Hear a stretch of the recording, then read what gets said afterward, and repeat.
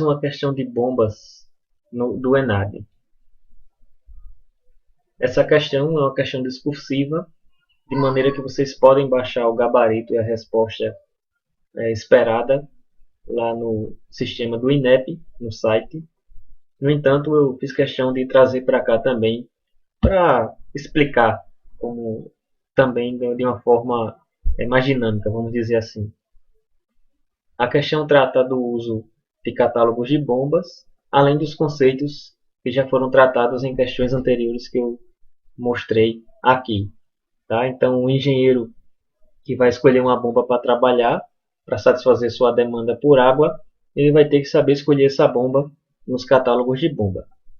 A questão, conforme enunciado mostra, pede para dimensionar, na verdade para escolher o modelo de bomba padronizado pelo fabricante, a potência e uma estimativa do rendimento.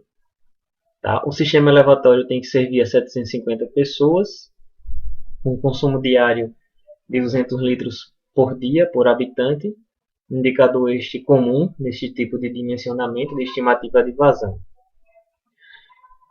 Outros dados são a altura estática de sucção e de recalque e as perdas nestes dois trechos do sistema elevatório de sucção e de recalque em função justamente das alturas anteriores. Uma coisa também interessante é que a bomba não vai funcionar 24 horas por dia. Tá? Isso vai interferir lá na estimativa da vazão. A gente sabe então que a gente tem que adotar a altura manométrica e adotar a vazão para a gente ir num catálogo de fabricante e determinar que tipo de bomba a gente vai utilizar. A altura manométrica, por sua vez, é aquela energia necessária para elevar o líquido de forma a vencer a perda de carga e a altura devido ao desnível. No caso aqui, os 2,5 mais os 40. O problema dá duas figuras. A figura com um mosaico de bombas, são vários tipos ou famílias ou séries de bombas. No gráfico, cujas abscissas são formadas pela vazão em metros cúbicos por hora e as ordenadas pela altura manométrica em metros. Então você vai ter que determinar qual é a vazão de trabalho e qual é a altura manométrica para escolher o tipo de bomba e assim ir no gráfico específico daquele tipo de bomba, que será um desses 4 gráficos aqui, para você determinar o rendimento e a potência também, tá? Esses gráficos também são fornecidos na questão. Então, para estimar a vazão, você multiplica o número de habitantes pela taxa de 200 litros por habitante por dia, e aí vocês vão achar a quantidade de água, quantos litros por dia vão ser consumidos.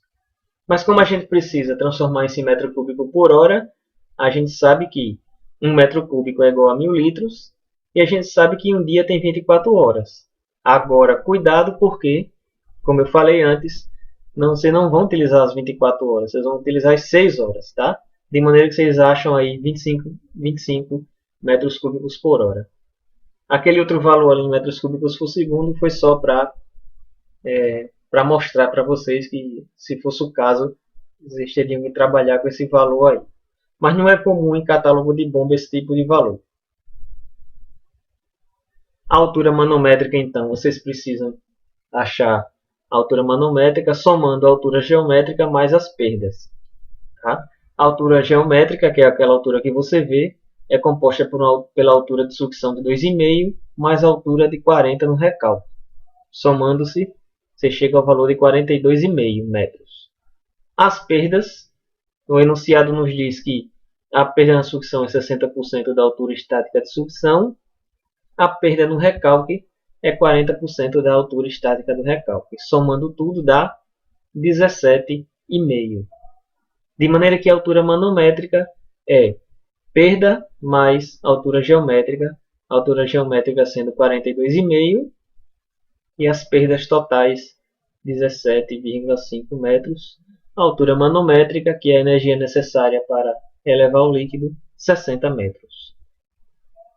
Então, com 25 metros cúbicos por segundo e com 60 metros, nós vamos aqui no gráfico das famílias das bombas e vamos descobrir que a família de bombas, ou tipo de bomba, com a rotação de 3.500 RPM que vocês vão trabalhar é justamente esse tipo aí, 32.200. E aí na figura 2, né, a gente vai ver na figura 2 logo em seguida que o gráfico específico dessa família de bombas. Está aí, né, o gráfico da família de 32.200 de bombas. Um zoom, né? E agora vamos separar esse gráfico. Bom, todo tipo de gráfico de catálogo de bomba geralmente vem com os valores das vazões embaixo e às vezes nem vem esses valores aqui, ó, nos gráficos intermediários. Tá? Então vocês estão vendo aqui dois gráficos, um de potência e um de curva característica da bomba. Vocês estão vendo que tem várias curvas características em função do diâmetro do rotor, 178, 186, 192 e assim vai. Tudo está alinhado de forma que a vazão aqui é a mesma vazão aqui e a ordem também dos gráficos aqui, por exemplo, potência para o diâmetro 178, 186, 192, etc. Essas curvas aqui que atravessam, que cortam as curvas de características de bomba, são as curvas de isorrendimento. Tá? Então, a gente sabe também chamado de diagrama em colina, que parecem curvas de nível. Então, vamos lá. Examinando-se as curvas características desse tipo de bomba, a gente vem aqui na vazão de 25 metros cúbicos por hora. Temos então e a altura manométrica de 60. A gente descobre que teremos que escolher quem? A curva característica da bomba da série 32.200, cujo diâmetro do rotor é 186 milímetros. Então, sabendo que a gente vai trabalhar com esse tipo de bomba e com esse diâmetro do rotor, a gente vem embaixo e descobre quanto é a potência. Estão vendo aqui, ó, a potência vai ser então de 10 cavalos vapor. Tá? Então a resposta aí é um rotor de 186 milímetros e uma potência de 10 cavalos vapor. Bom, na letra C, ele quer o rendimento. Como eu estou trabalhando aí com a bomba de 186 milímetros de diâmetro de rotor, tá? Então o rendimento vai estar aí entre 50,5 e 53, uma curva mais ou menos aí representada por essa curva vermelha que eu desenhei aí, tá? Mas aí a resposta é um rendimento entre 50,5 e 53%, certo?